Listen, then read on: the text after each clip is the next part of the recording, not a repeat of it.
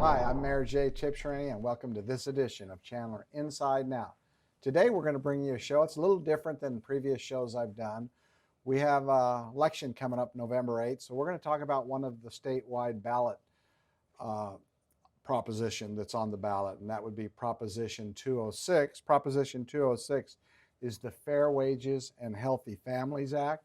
I have people on both the pro side and the con side in studio today, and so we'll talk about the pros and the cons of that. And our guest on that, on the pro side, Thomas Robles with Arizona Healthy Families, and from the con side, Garrick Taylor with the Arizona Chamber of Commerce. Thank both of you for being here and helping us educate the public here in Chandler. Thanks for having us. Thank you. Okay, we'll start with both of you. I'll start with you, Thomas. Just take a moment to describe to our viewers your background and why you are involved in Proposition 206. Yeah, so the Arizona Fair Wages and Healthy Families Act is really it's very personal to me. I mean, when I grew up in Sierra Vista, Arizona, and my father had a job of construction, and when he was injured on the job, the lack of worker protections cost him his job. And that led us to, for 2 years, wondering where we'd get our next meal doing our job. So this campaign really is part of the fuel that we use as an organization at Lucha and with the Healthy Families to really push the onus on dignity and respect for our families. And this campaign is no different. It raises the minimum wage to $12 by 2020, slowly moving it from the current wage level to $12 in 4 years. And it provides up to 5 days of earned sick time for families and workers. 5 days for corporations, 15 employees or bigger. 3 days for small businesses, 14 employees and less. I'm going to come back to that. You're with the group then, the Arizona Healthy Families, that is the sponsor of this That is initiative. correct, yes, sir. Garrick, a little bit about your background and what got you involved in 206. Well, Mr. Mayor, thanks for having us. I handle government affairs and communications for the Arizona Chamber of Commerce and Industry. We're the state's business voice at the Capitol. We're out there advocating for good jobs and keeps the job machine rolling in Arizona. We've come out opposed to Proposition 206. We believe that it could be have extremely negative impacts on Arizona's economy. Now, I want to be clear, though, that Tomas and I, we want the same thing. We want good things for Arizona. We just have radically different ideas on how we ought to get there. We believe that Proposition 206 does a lot more harm than good. In fact, I believe Proposition 206 should be called the Opportunity Destruction Act. Okay, thank you.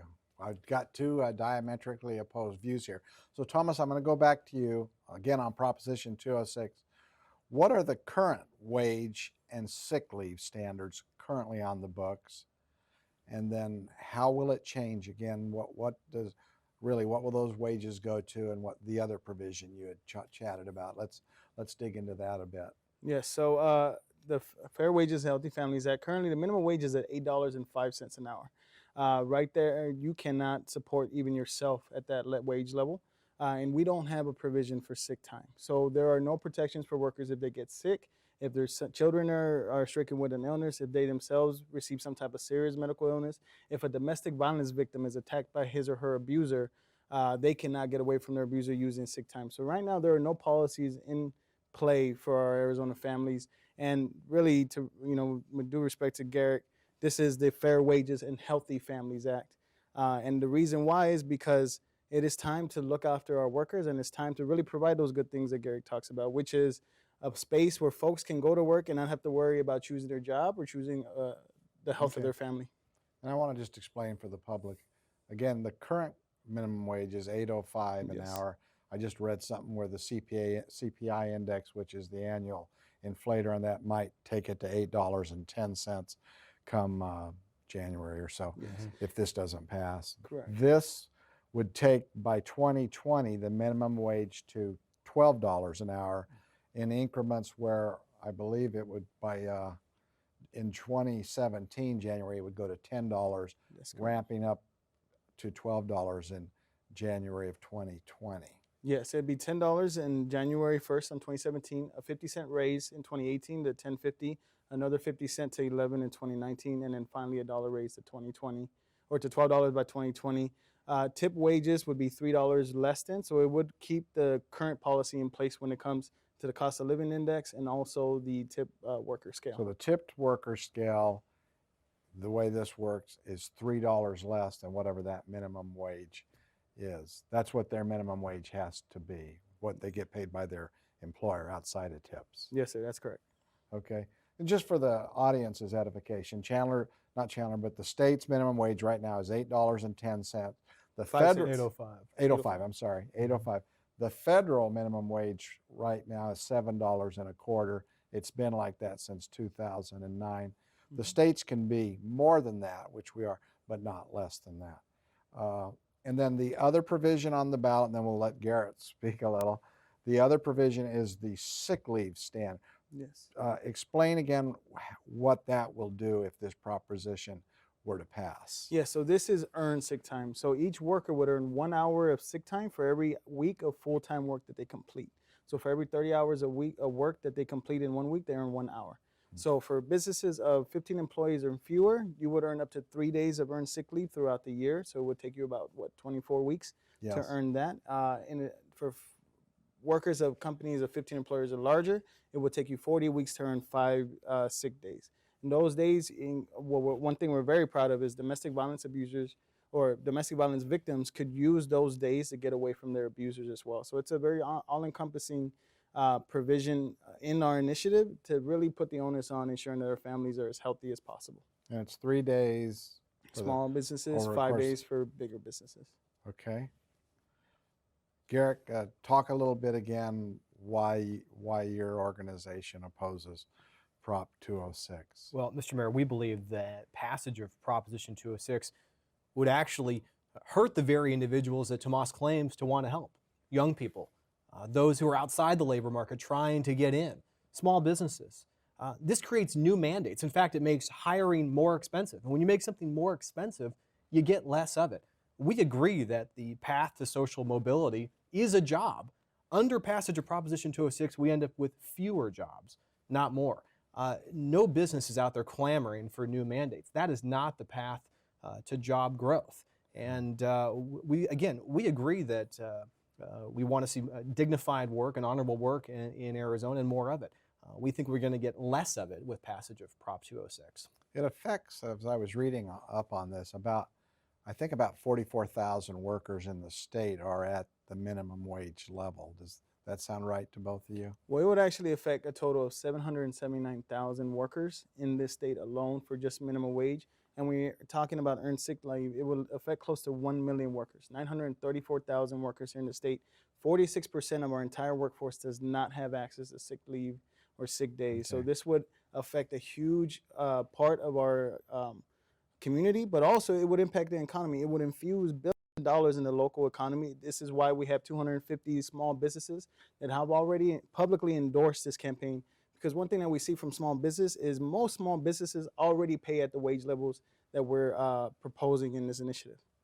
I'm going to have both of you talk to. In 2006, there was another minimum wage, not with sick time accumulated, but there was a minimum wage thing on the ballot that was approved that actually gave cities authority to implement their own, although to the best of my knowledge, no city has implemented a minimum wage different than what the statewide one is. So, and maybe I've already explained it, but Thomas, how did the one in 2006 differ from Prop 206 this year? Well, it certainly didn't cause the Armageddon that Garrick is talking about for this initiative, but what it did do is actually raise revenues for restaurants. In 2014, the Restaurant Association of Arizona had claimed that it was one of their most successful years, and what it ended up doing is when you infuse money into the pockets of our community members, they take that money and go out and spend it. So what we saw was an increase in revenue in a lot of businesses, especially on the restaurant side.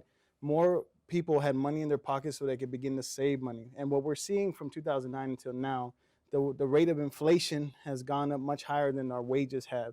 And so now we're struggling because the same $20 that would buy groceries in 2009, we do not have the same purchasing power with that same 20. And so what we're trying to do is not necessarily solve the problem, but take the right steps in the direction to address the issues that we're facing now. And Garrick, I'll ask you, the proposition in 2006, some of the arguments we heard on the con side were the same as what we're hearing today. Has anything changed over? Well, you said it's the new mandate on paid leave. That's a dramatic new mandate that will be put on businesses that didn't exist before. This is a nearly 50% increase in the minimum wage phased in, as you heard, up to the year 2020. You said it yourself, the CPI, if we were to stick to that formulation, it's going to go up about a dime in January. Tomas wants to take us to $10.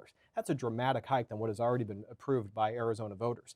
What I don't get is how are we helping folks on the bottom end of the wage scale by making things more expensive? Right. Business owners will have few good options. You could cease hiring, you could cut hours, you could raise prices. That is not a recipe for economic growth. It's certainly not an example of job growth or a recipe for job growth. We're actually harming the very people that Tomas seems to be advocating for. And frankly, I don't get it. We have a minimum wage in Arizona that, as you mentioned, is already above that of the federal minimum wage. And this is not about whether we should have a minimum wage. Right. Mitt Romney supports a higher minimum wage. Barack Obama supports a higher minimum wage. These are not people who come from the same political camp. But the president has talked about a $10.10 minimum wage. Again, this goes far beyond that. In the first year, we're going to hit $10, $12 by 2020, nearly 50% plus the paid leave mandate, plus the opportunity for a crazy quilt of wage ordinances across the state. It's unwise policy, it's bad for business, and it's bad for the folks at the bottom end of the wage scale. And to be fair, I did mention the federal minimum wage. I think most states are empowered to have a higher minimum wage. Right. But the other side will say that $8.05 an hour it's hard to live on that. Look, Mr. Mayor, I take no joy in somebody who is trying to raise a family on the minimum wage. Let's keep in mind, this is the minimum wage. It is the entry-level wage. We support policies that would help folks who are in a position where they are trying to raise a family on this entry-level wage. Things like the Earned Income Tax Credit. You know, there's no greater advocate in this state than our organization for things like career and technical education, matching available workers with the technical skills to match them with available jobs. There are ways that we can attack this problem, but instituting new mandates on employers will not lead to more jobs. It'll lead to fewer jobs. It makes things more expensive. Okay, and since we're talking about it, why, because you've talked about this is what's on there, and maybe it wasn't the most ideal proposition. According to you, according to him, it's a really good proposition and with some good things in it. But the legislature had an opportunity to do something to put something on the ballot that maybe would have been more amenable to the business community, because seeing that they're controlled, the Republicans control the legislature and they're fairly friendly to the business community. What happened there? Why could they not get something on the ballot? Because this is a consequence of that inaction. It is a consequence, and to be clear, the Arizona Chamber did support the Arizona Restaurant Association's attempt to put an alternative on the ballot. It would have been a less dramatic phased-in wage hike. It also would have allowed for state preemption of the cities when it comes to institute their own wage ordinances. Tomas wants to have his cake and eat it too. He wants to both raise the state wage, but also give cities the ability to go far above the state wage, which we believe will lead to a crazy quilt of policies of different wage ordinances. The Campbell's nose is under the tent. In November, Flagstaff has a $15 minimum wage ordinance on that ballot this fall. $15 an hour in Flagstaff. So the examples are already out there. It's happening. We'll be right back. I'll give you a shot at this. I want to reintroduce the program, and then we'll continue with the discussion. I'm Mayor Jay Tibshirney. You're watching Chandler Inside and Out. Today we're talking about an item that's going to be on the November ballot, Proposition 206, which deals with minimum wage and sick leave issues. So thanks for being with us. Thank you for both being with us today. Thanks. I do want to mention too, on the Flagstaff thing, that's a citizen-driven initiative. It's not the council. So that's just a group of citizens that were, my understanding, frustrated with whatever the minimum wage has been and have taken it up on their own. And I profess that I do think it should be a statewide minimum wage and not we have one, they have one. But I think a lot of the push has been people are concerned about where the wage is at today. But Thomas? Yeah, well, I mean, the first thing that I want to touch base on is a recent study from NPR came out that states that have actually raised the minimum wage have seen economic increase the last couple of years. So when you raise wages, when we had our most powerful middle class in the 50s, it's because most of the wealth was concentrated to the majority of the country. Right now, what we've seen the last 50 years, the CEO wages have gone up dramatically. In fact, it averages an 800% increase in their own wages from year to year. Why don't we hear the Chamber of Commerce saying anything terrible about that? Sending $20 million to one individual seems a lot more hurtful to a business and spreading that wealth out to their workers who create that profit. The second that I want to mention is the legislature is just another example of government overreach. The government is trying to tell local governments in the city what they can do with this. Not only that, that increase, that so-called increase that the Restaurant Association put out, was really a maneuver to reduce the wage levels of tip workers by changing the rate that their wages go up. One other thing I want to mention when it comes to Garrick and what he's saying about that, about the opportunity that we provide, is that college these days is as expensive as it's ever been. You cannot work a job that's a low-wage job, even $10, and pay for any bit of tuition. So how can you improve your life if you can't afford to even pay the rent? Second of all, most of the workers, 5 out of 10 corporations that have the largest amount of employees are retail and food service jobs. McDonald's, Walmart, Home Depot, Kroger. These are corporations that are dealing in paying people low wages. Now, these are the type of businesses that the Chamber of Commerce supports, not small business. The last point I want to make on that is that for a lot of these workers, the amount of money that they make is just simply not enough. And these are workers that put in full-time hours while at the same time using benefits from state taxpayers, things like food stamps, things like access. These are things that corporations take advantage of by paying extra low wages and then teaching their employers how to reach out for these state-funded subsidies. The way that I see it is that if we empower our people, you put money in their pockets, they will generate the local economy that we need for all small businesses to thrive. And that's why this initiative is really about creating opportunity and creating a life of dignity for our workers. This is not going to make anybody rich. This type of wage level increase is not going to change anything. Again, this is a slow and deliberate uptick in wage levels. For many of our small businesses, they already pay those wage levels. The ones that will catch up are the ones that take advantage of paying low wages. And now you're going to even the playing field with our small businesses against those corporate players that feed off of paying workers a poverty wage. Mr. Mayor, in this case, the cure is worse than the disease. Proposition 206 does not discriminate. This is not aimed at only the Fortune 500. This hits mom and pop. This hits the entrepreneurs over at Santan Brewery, those startups at Gangplank. They will be hit by this mandate as much as the Fortune 500 that you've heard Tomas vilifying here today. This affects everyone. It makes things harder on employers, including the mom and pop. And this idea that chambers of commerce are somehow out doing workshops or teaching our members how to get public benefits, it's an outrageous charge, one we would reject on its face. The corporation, not the chamber.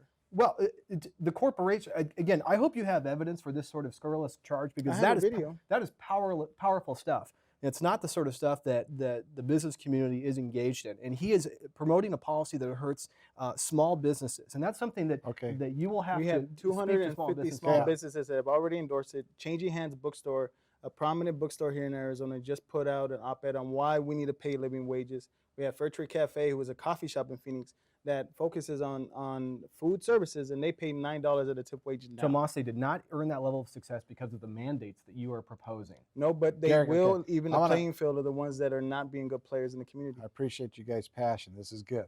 I got a question for you, Gary. Sure. Okay, if this does pass, and instead of the wage being $8.10 or $8.15 an hour, it goes to $10 an hour in January 2017. I mean, what do you see the effects of that would be? Well, it's a pretty quick turnaround, because remember, we go to the polls first Tuesday in November. If you are a business person who has planned your budgetary year, you better pivot pretty quick, because you're going to get hit with a payroll increase that you may not have been expecting. This is different than the CPI taking us to another dime higher than we are now. This is rather dramatic at the $10 level. So businesses, even though it's $1 and change difference. Yeah, I mean, still, because remember, these are businesses that have planned their budgets for some months ahead, so they're going to have to pivot in that regard. The options aren't good ones. You cut the hours of your employees. I don't think anybody's going to see any great wealth increase if they've had their hours cut. You could cease hiring. In some dramatic cases, some businesses will have to close. I am not saying that this is going to be the economic destruction of Chandler, Arizona, but it's not going to help. What do you see if this passes and takes effect in January? Well, one of the things that we got to remember is that one of the bigger costs for companies is employee turnover. When you pay employees a very low wage, you do not give them the proper benefits, they will look for other work. They always talk about the market brings the wages up itself. Well, this will force the market into bringing a more competitive wage into the market. The second part is if a business goes out of business like that over a wage increase, it's likely that business is going to go out of business regardless. Again, 250 small businesses have endorsed the campaign. So many businesses that we talk to, that we have face-to-face conversations with, say these are the wage levels that I already pay our workers, and many already give sick pay. This is about leveling the playing field, not just with workers and the dignity they deserve, but also with small businesses to be able to compete with some of those dollars that some of the community members in our state and in Chandler cannot afford to go visit. Some cannot afford to go to Santan Brewery. They have to go to Walmart and buy a 6-pack of Bud Light because they can't afford to go out eat out. This will take care of some of that because people will be able to use their money to spend it at Santan Brewery, not go to Walmart to buy a 6-pack because their wages are at $8.05 an hour. Well, here's the good news. Here's where we agree. We do want people to make more money. We do think that things like beneficial, benefits packages and leave policy, we do think those are good things. We just have a radically different way of getting there. Tomas is putting a mandate on the business, and Tomas, prices are going to go up. There's going to be fewer jobs. There's going to be fewer hours. And by making things more expensive, I don't think we're helping anyone here. That young person, that teenager looking to get that first job, you're going to take a chance on a teenager with few skills at $15 an hour in Flagstaff or in $12 an hour here in Chandler. There's going to be some really tough decisions put on employers here, and I'm very concerned this is going to really take out that first rung of the career ladder. What's the trend in the United States now on what our individual states are doing with their minimum wage? A lot of states are raising. You're talking about California, New York, Arkansas, of all states, raised it in 2014. Illinois did as well. Albuquerque's, Maine's. You have so many states, Oregon, Washington. So many states are raising because they understand that our workers do not have enough money to survive. This isn't a question about buying luxuries. This is a question of not having to decide whether you need to pay the light bill this month or pay the rent. And that is the main thing. One, we have to remember that this isn't a mandate on most businesses. A lot of businesses want to take care of their employees. The business community already has had this opportunity. They spoke of the same Armageddon in 2006 when another increase came up. Nothing has happened other than give some more money to our community members that work so hard for it. This initiative is to ensure that our families remain healthy, have the same amount of dignity, because a happy worker, and I think Garrett can agree with me, a happy worker that feels that he's valued at his place of business will be a much better worker for that business. Yeah, I would agree, though Tomas seems to be suffering from a case of economic amnesia, because I remember we had the greatest economic meltdown in 2008 and 2009. I'm not claiming it was because that wasn't because of I'm not wage, claiming brother. it's because of a higher minimum wage, but that did not help. This is not Wasn't a helpful policy. Of the housing market and the business and the banks that got too big. I will absolutely acknowledge that, but the idea that this is somehow this is a panacea for the state's economic ills, I just don't buy it. And the idea that states are moving towards higher wages, he's right. But this is not from a lawmaking capacity. This is from organized labor and trying to take these directly to the ballot. And to Tomas's credit, they poll well and they pass in most places. So the trend lines are on Tomas's side. I will heartily acknowledge that, but we're going to do our best to stand up for opportunity. Well, this is what I love. This is not a labor initiative. This was an initiative built by community members like people at Lucha and in Phoenix and Tucson and other parts of the state. Workers came together. Lucha relies on the kindness of strangers? Who funds Lucha? Well, many people fund Lucha, including a self-sustaining model from our members that pay $10 a month. We have over 1,200 members that pay $10 a month to fund about 25% of our budget. So this is community-driven, community-funded, and this momentum is built because workers understand that they deserve better than what we're offering them now. Good stuff. We're here for good TV, Mr. Mayor. We want to help. Yes. A lot of times one size doesn't fit all, but with wage laws, it seems like that's been more of the trend, that you have a set wage for the state or what have you. I mean, any thoughts on that? From the perspective of the Chamber of Commerce, wage policy is a matter of statewide concern. Yeah. So we would prefer it be something that was set statewide. We would prefer this is something that the legislature would have tackled, as you mentioned. When we pass something at the ballot box in Arizona, you are really putting handcuffs on the legislative body. If there is a need to go back and tinker with this, you can't do it in Arizona. It's extremely difficult.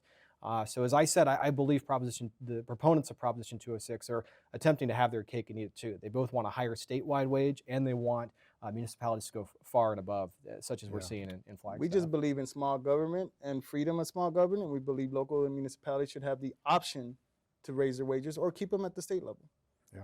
It won't surprise you that I don't look for my conservative messaging from Tomas.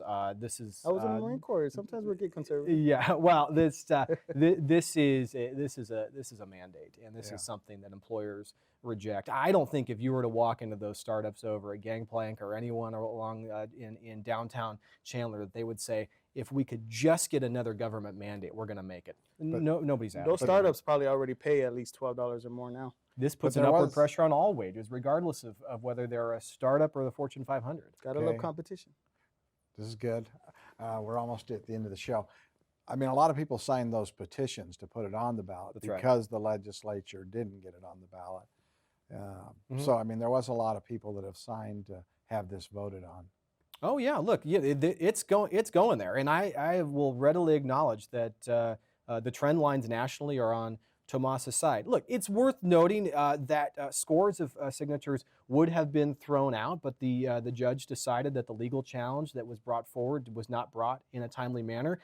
We'll never know if this would had that challenge been brought in a legal manner, whether it would have made the ballot. But ultimately, I will acknowledge that it was an issue that was probably headed there eventually, as based where we're seeing the trend lines One nationally. thing we will know is that 271,883 people in less than 3 months said, we need this for Okay. Arizona. This is not a mandate. This is Arizona's voters saying we need this. And I'm sure that was a totally grassroots effort that didn't take any paid It signatures was to a do. partially grassroots effort. Yes, Partially sir. grassroots, very partially. Yeah. You both have been very articulate. I'm going to give you each about a 30-second close, and then we'll close the program. But you guys have both been very articulate with your points.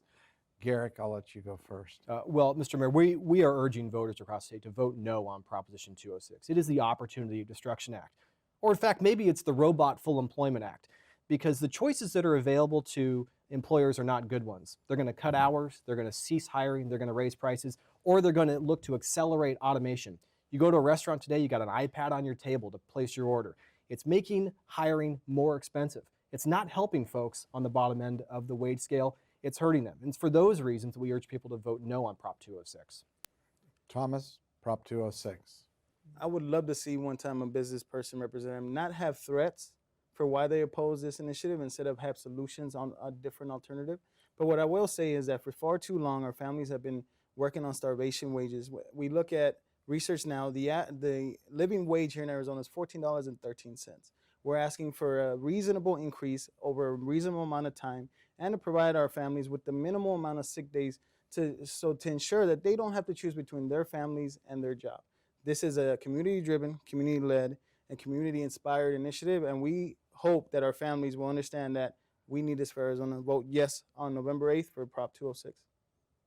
Thank both of you for being here today. Thank you, Mayor. Very good. I'm Mayor Jay Tibshirney. You've been watching in studio a debate on Proposition 206. I hope everybody will take the opportunity to vote in the upcoming election, not just on 206, but everything that's on the ballot. It's very important to our nation and our state and our city that everybody exercise their constitutional right to vote.